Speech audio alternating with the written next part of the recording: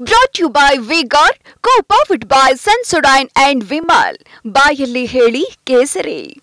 Associate sponsor Ultratech Cement. Co-sponsored by Saptagiri NPS University. ಇನ್ನು 5 ವರ್ಷ 5 ಪ್ರಧಾನಿಗಳು India ಮೈತ್ರಿ ನಾಯಕರ ವಿರುದ್ಧವಾಗಿ ಪ್ರಧಾನಿ ಮೋದಿ ಹೂಡಿರುವಂತಹ ಹೊಸ ಅಸ್ತ್ರ ಇದು.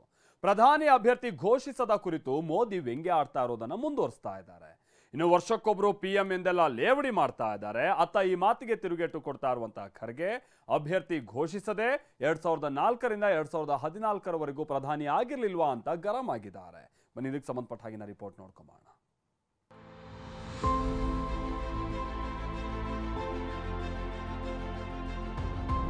ಇನ್ನಾರೇ ದಿನ, ಕೇವಲ 2 ದಿನಗಳಲ್ಲಿ 18ನೇ ಲೋಕಸಭಾ ಚುನಾವಣೆಯ ಕೊನೆಯ ಹಂತದ ಇದು ತಗೊಳ್ಳೋಣ. ಇದು ಇನ್ವರ್ಟರ್ AC.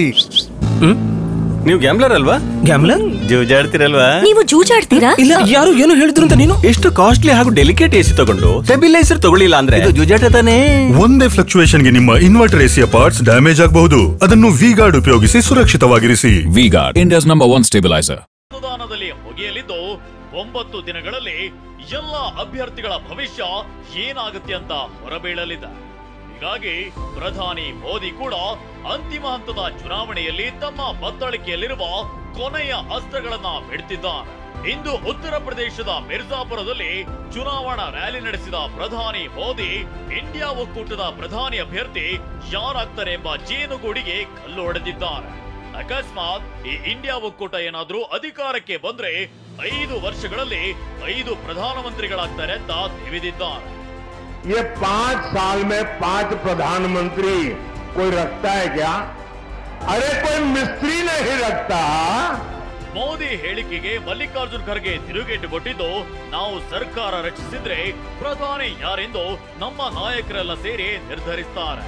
ಇದು ಒಂದು ರೀತಿಯಲ್ಲಿ ಕೌನ್ ಬನೇಗಾ ಕರೋಡ್ಪತಿ ಎಂಬಂತಹ ಪ್ರಶ್ನೆ. ಆದ್ರೆ ಈ ಹಿಂದೆ ನಮಗೆ ಬಹುಮತ ಸಿಗದೇ ಇದ್ದಾಗ್ಲೂ ಮನಮೋಹನ್ ಸಿಂಗ್ 10 ವರ್ಷ ಯಾವುದೇ ಬದಲಾವಣೆ ಇಲ್ಲದೆ PM ಆಗಿ ಇರ್ಲಿಲ್ವೇ ಅಂತ ತಿರುಗೇಟನ್ನ ನೀಡಿದ್ದಾರೆ.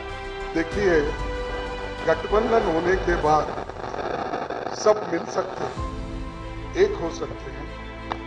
मिल के जो गठबंधन के नेता लोग तय करेंगे, सारे पक्ष वाले मिल के बोलेंगे, वो नेता बनेगा. 209 सीट पे दोबारा हम तो 2009 में आए, उस वक्त भी मेजोरिटी हमको नहीं थी. ऐसा ही UPA सरकार बनाकर हमने 10 साल चलाया. ಇಂಥ ಕಾಂಗ್ರೆಸ್ ವಿರುದ್ಧ ಮತ್ತೆ ತಮ್ಮ ವಾಗ್ಜರಿ ಝಳಪಿಸಿರುವ ಪ್ರಧಾನಿ ಮೋದಿ SP ಮತ್ತು ಕಾಂಗ್ರೆಸ್ ಬರೀ ವೋಟ್ ಬ್ಯಾಂಕ್ ಅಷ್ಟೇ ಮೀಸಲಾಗಿದ್ದಾರೆ.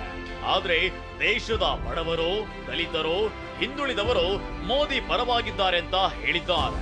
सपा कांग्रेस के लोग वोट बैंक को समर्पित है, वही मोदी गरीब, दलित, पिछड़ों के हितों के लिए समर्पित है.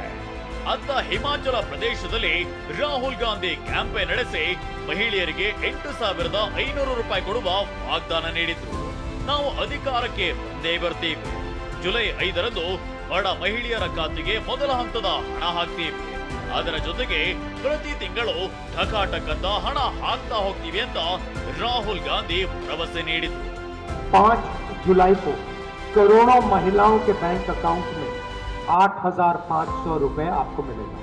जुलाई में 5 जुलाई, 5 अगस्त, सितंबर, अक्टूबर, नवंबर, दिसंबर, जनवरी, अंदर.